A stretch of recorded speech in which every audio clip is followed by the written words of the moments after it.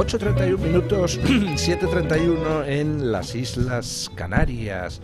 Y comenzamos con nuestra tertulia de hoy. Hoy con don Julio Ariza. ¿Qué tal está usted? Aparentemente bien, pero no hay que fiarse. Ya sabes que la salud... Yo le veo muy bien. La salud es un estado transitorio que no augura nada bueno. Sí, efectivamente. Don Javier Martínez Fresneda, ¿qué tal está usted? Muy bien, don Luis. Yo no me he quedado absolutamente impresionado con la frase de don Julio, así que me voy a replantear mi respuesta, pero por el momento bien. Bueno, yo hoy me he despertado con un tirón en la pierna. No le ha pasado nunca eso de estar en la cama y que de repente le pega un tirón en los gemelos. Mientras no sea tirón power. ¡Jolines, por Dios! me obligará usted. ¿Cómo que no? Más de una vez me quedo tieso. Y eso es que te falta potasio y magnesio. Sí, eso mismo claro, me ha dicho otra persona. Ya es la segunda persona que me lo dice hoy. Pues en la tercera ya hazle caso. Sí, o sea... Te va a costar, pero...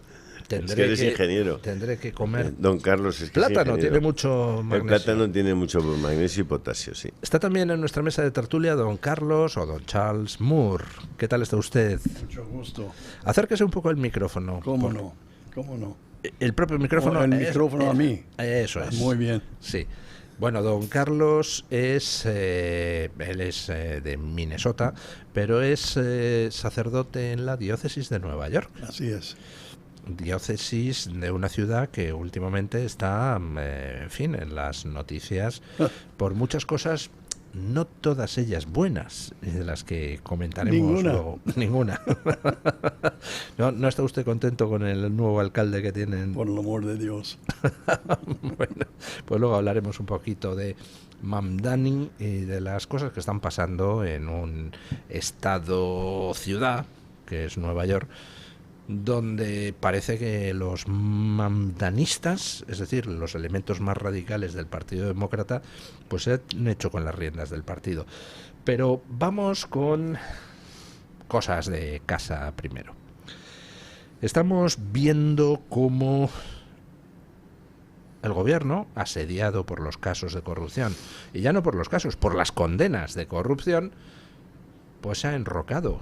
Pedro Sánchez está en plan reverendo Jones con su secta esta de la Guyana y al final va a acabar todo el partido en una especie de suicidio colectivo junto con el líder. El sábado hubo un comité federal del partido.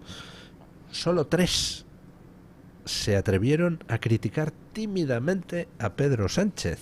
O sea, después de que le acaban de condenar a 24 años de cárcel por corrupto al que era su mano derecha, Ábalos, solo 3 se atrevieron a alzar la voz y ninguno para plantearle: oye tío, vete a tu casa, que te acaban de condenar a tu número 2. Una de dos, o sabías y consentiste a la corrupción, o no sabías y estás incapacitado políticamente para seguir en el puesto. No hubo nadie que se lo dijera. El que más hizo fue Bono, que dijo que había echado de menos en el discurso de Pedro... Perdón, Paje, que había echado de menos en el discurso de Sánchez un poco de autocrítica por los malos resultados electorales en las elecciones autonómicas. Son las cosas de la sinodalidad, Luis. Cuando los sinodalistas, es decir, los participantes en esos sínodos, su salario depende del mantenimiento en el poder de ese líder, los sinodalistas normalmente tienden a mantener al líder. Eso no falla. ¿Por qué? Porque, entre otras cosas, tienen pocas posibilidades de ejercer cargos de responsabilidad y de cobrar sueldos en otras posiciones. Entonces, ¿por qué Biden, sabiendo todo el mundo que tenía una demencia ortofrontal bastante potente y muy acusada, que incluso llegaba a salir en los actos y no sabía por dónde marcharse del escenario y todo el mundo veía que estaba completamente tocado y con un problema de conocimiento tremendo, y sin embargo el pueblo norteamericano, la prensa norteamericana, pues lo mantuvo durante 1 año y medio sin hacer una sola reflexión sobre su estado de salud mental. ¿Por qué? Pues porque todo el equipo que tenía alrededor se ocupaba de que estuviera protegido, de que nadie se cuestionara su continuidad, porque cuestionar la continuidad de Biden era cuestionar la continuidad pues de 1.000, 1.500, 3.000, 2.000 personas, no sé cuántas, pero de mucha gente, ¿no? Entonces, el problema es, digo, la sinodalidad obviamente en broma, ¿no? Pero ese tipo de acuerdos se toman siempre que unos deciden no suicidarse, sino mantenerse en el búnker y esperar a ver si alguien les salva y les rescata, ¿no? Ese es el tema. ¿Usted cree que les va a salvar o rescatar a alguien, don Javier? Dios quiera que no, pero ya hemos visto de todo. En cualquier caso, yo creo que hay que alertar de los análisis sobre el Comité Federal y sobre todo lo que ocurre en el Partido Socialista, de aquellos bien intencionados que siguen viendo un problema única y exclusivamente en la cúspide del Partido Socialista. El Partido Socialista, desde el año 2001, en el que Rodríguez Zapatero toma el poder, ya es otra cosa, ¿no?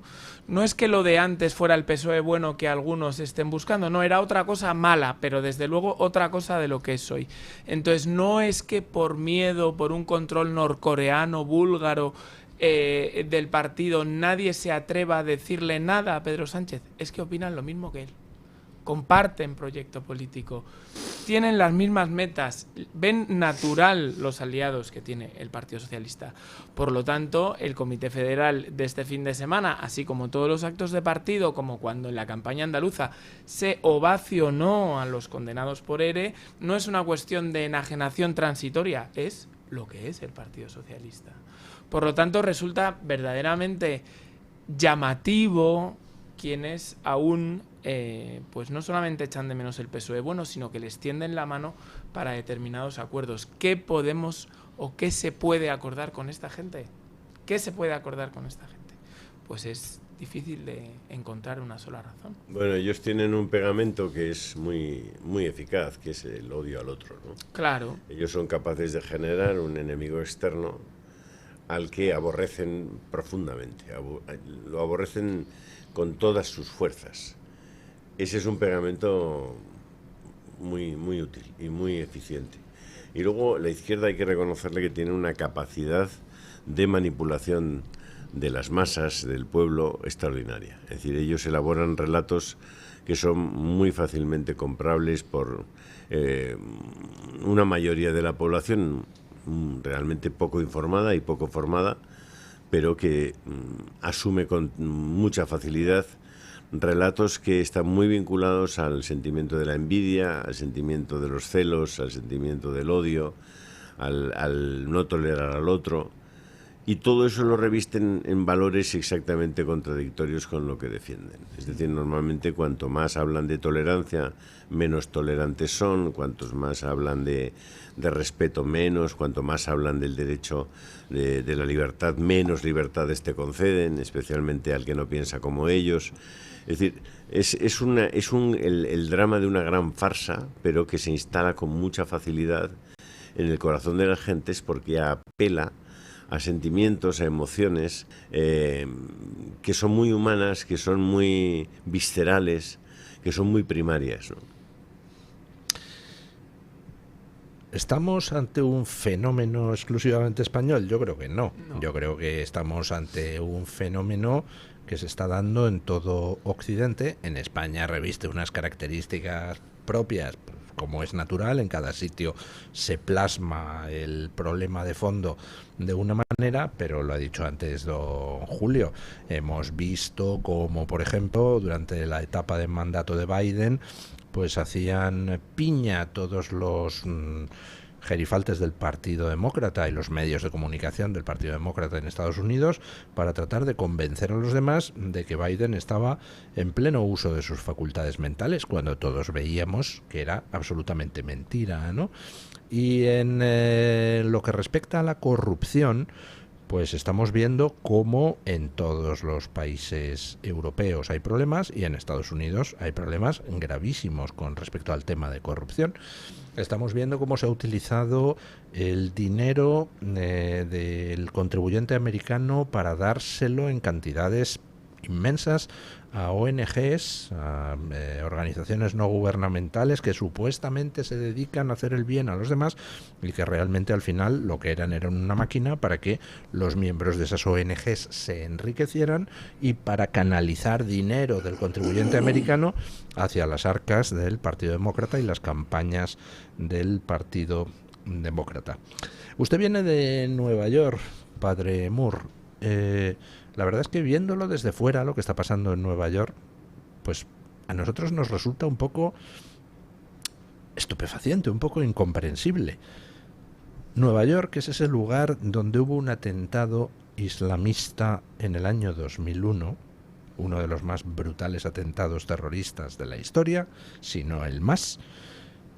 Resulta que 20 y poquitos años después elige como alcalde a un musulmán que además es del sector más radical del Partido Demócrata.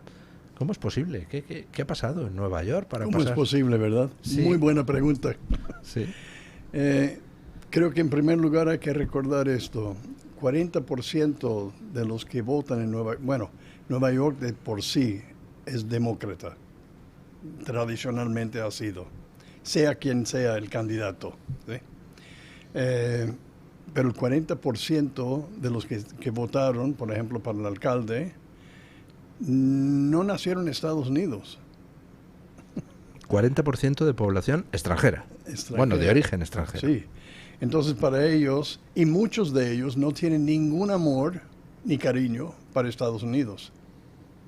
Están ahí para, no sé, ganar dinero, para un trabajo, para lo que sea, pero no por amor a la cultura, al país, para nada.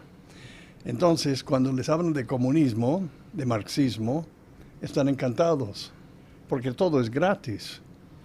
¿Qué mejor para un político prometer el cielo y la tierra sin comprometerse? Y así es lo que están haciendo. Ha prometido comida gratis, casa gratis, transportación gratis, todo gratis. Y esa gente, pues sí lo están creyendo. ¿Y quién lo paga todo eso? Yo no sé cómo lo va a hacer, no tengo idea. No tengo idea cómo él piensa hacerlo. No se preocupe, él tampoco. Creo que tienes razón. Creo que tienes mucha razón. ¿Qué papel han jugado los De todos medios? modos, el transporte gratis sí que lo suelen conseguir, porque van andando todos. ¿En Nueva York? No, acaban yendo en el comunismo, acaban yendo todos andando, no hay ningún problema, y comida tampoco hay. Mira cómo acabó Venezuela, cómo está Cuba, que prácticamente están revolviendo en las basuras para encontrar algo. En fin, el comunismo es especialista en liquidarlo todo, prácticamente todo, ¿no? ¿Qué responsabilidad tenemos los medios de comunicación en la situación a la que hemos llegado en Estados Unidos, en España, en toda Europa? Porque al final uno mira y dice, hombre, no sé, si hubiera unos medios como los que antaño se supone que había, que se dedicaran a fiscalizar al poder, a denunciar las corrupciones, a señalar lo que está mal, los desvíos de dinero, pues hombre, no se podría haber llegado nunca a esta situación. Pero aquí en España, por ejemplo, hemos visto cómo, pues hombre, ahora hay algunos medios que se rasgan mucho las vestiduras con un Pedro Sánchez al que hasta antes de ayer le aplaudían, cuyas concesiones a gente destructiva para España, pues si no las jaleaban, al menos las comprendían, o las disculpaban o se callaban. Entonces, ¿podríamos haber llegado como estamos si no fuera porque los medios han renunciado hace muchísimo tiempo a su papel de control? No solamente es que hayan renunciado, sino que los medios, vamos a llamarlos cercanos o directamente de izquierdas, son directamente un tentáculo del poder. En la manera en que ellos entienden de ejercer el poder, la prensa es fundamental. Y de hecho yo creo que a Correa le traicionó el subconsciente en Ecuador cuando hace la reforma constitucional, que directamente nombra a la prensa el cuarto poder. Lo nombra oficialmente, ¿no? Con presupuesto público. Con lo cual es evidente.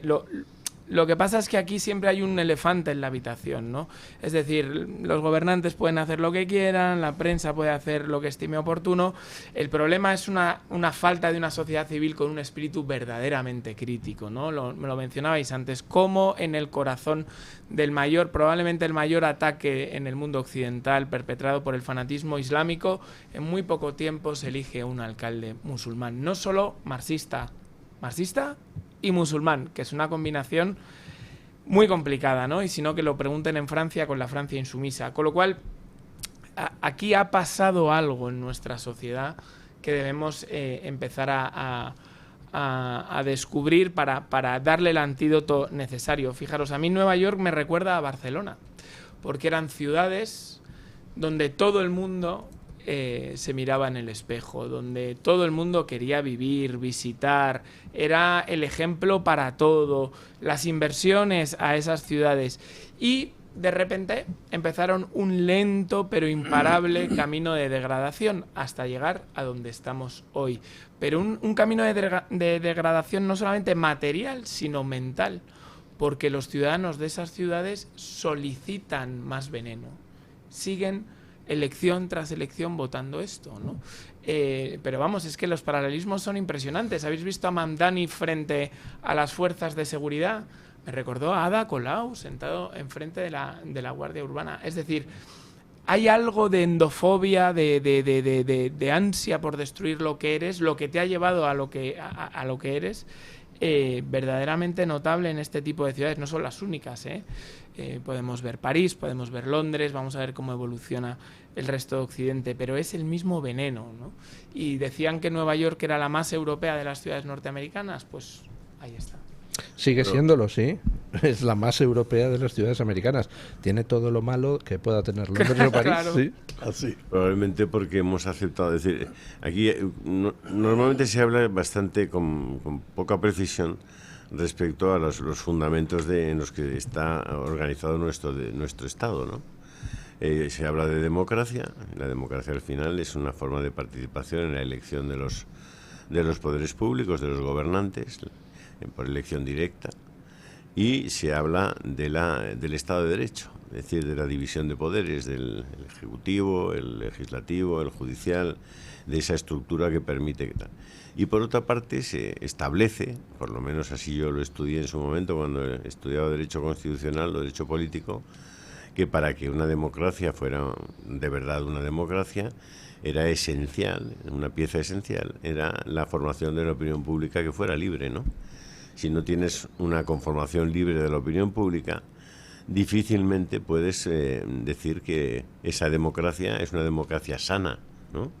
Es decir, es verdad que es bueno que cada hombre tenga un voto. Desde mi punto de vista no tengo ninguna duda de que eso es bueno. Otra cosa es de que sea lo mismo que ese hombre esté formado o no esté formado. Las consecuencias de esa forma de entender el poder y la participación son muy diferentes. Y si tú construyes un Estado como el nuestro, en el que prácticamente es imposible incidir en el conjunto de los medios de comunicación si no estás alineado con alguna de las partes del poder, pues entonces la conformación de la opinión pública no es libre y por tanto no responde a un criterio ni de justicia, ni de verdad, sino más bien de partidismo, de sectarismo, de intereses económicos. Y eso es lo que tenemos. Es decir, tú no puedes en España competir con los dos grandes grupos de televisión que tienen unos 7 canales y los otros 6 canales y que, por cierto, tienen una mayoría de accionariado no español. No puedes competir con grupos como el Grupo Prisa, que tiene una participación en la publicidad institucional pues por encima del 20% de lo que dedica el Estado en términos económicos a los medios. Es decir, no estás en condiciones de impulsar la formación de opinión pública como lo está en el resto. Es decir, Televisión Española dispone de 1.200 millones al año para hacer radio y televisión. ¿Quién rayos compite con eso? Sobre todo si a los que no estamos en esa línea y no defendemos esos criterios y esas ideas nos niegan absolutamente cualquier forma de participación en el presupuesto público, ¿no? Yo nunca he dicho que no sea bueno que los medios estén que estén respaldados, porque la gente necesita esos medios para que su libertad sea garantizada. Pero la realidad es que el efecto que produce la actual situación es el contrario. El dinero público es la garantía de que no va a haber una opinión pública libre. Eso es así. Bueno, pues aquí seguimos nosotros dando la lata, aunque seamos pequeñitos, compitiendo contra gigantes. El trabajar. Bueno. Mi padre me despertaba con esa letanía. Con Luis Aguilé. Sí, señor. Bueno, cómo se quitaba el sombrero y Sí, cantaba. Era una maravilla.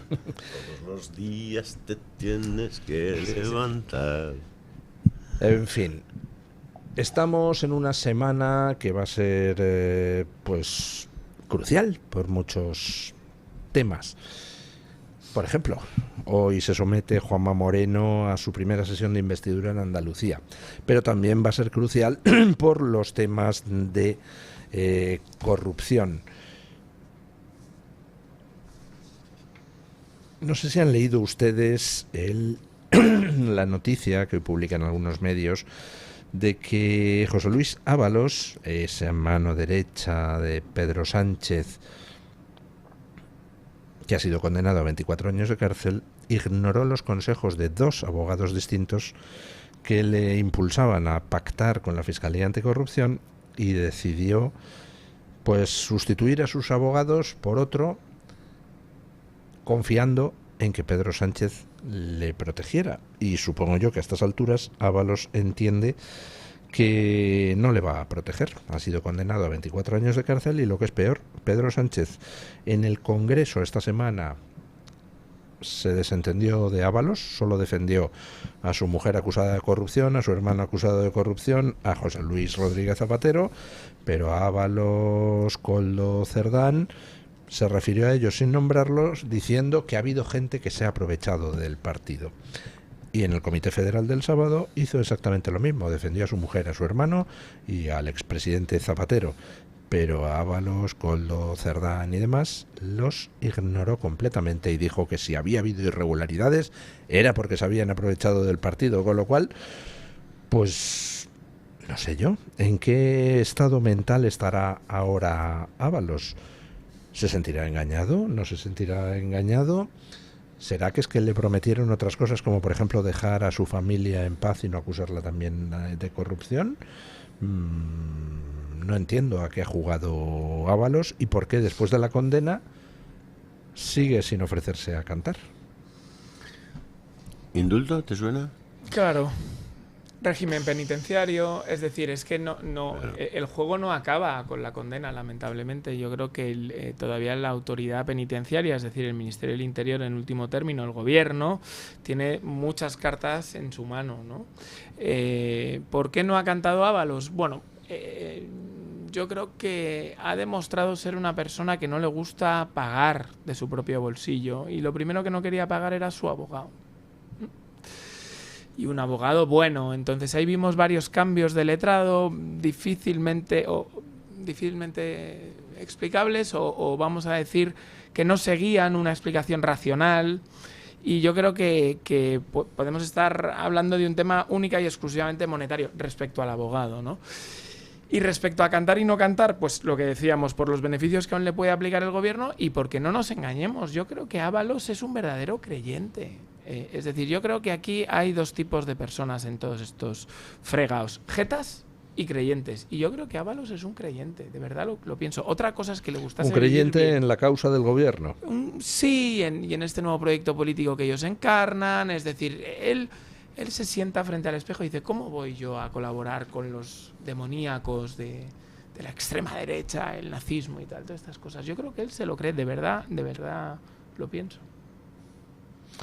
Pues yo no veo a Ábalos como alguien que mantenga ninguna creencia política de ningún tipo. Vamos, le veo como alguien que sería capaz de defender una cosa o su contraria dependiendo de cuál le proporcionara más dinero.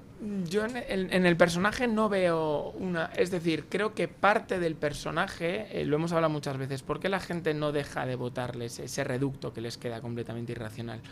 Porque muchas de esas personas, una característica de su personalidad pública, en sus cenas de familia, el cuñado, en el equipo de fútbol, tal, es el del PSOE. Es el del PSOE y lo ha sido siempre. Yo creo que Ábalos forma parte de ese sustrato social. ¿Que le gustaba que le pagasen los pisos en Gran Vía? Hombre, por supuesto. ¿Y que colocasen a las sobrinas? Por supuesto, pero... A ver, yo eso que creo que estamos tratando de aplicar... criterios que aplicaríamos a pues algún conocido nuestro, a la gente de nuestro entorno, a la gente que trabaja aquí.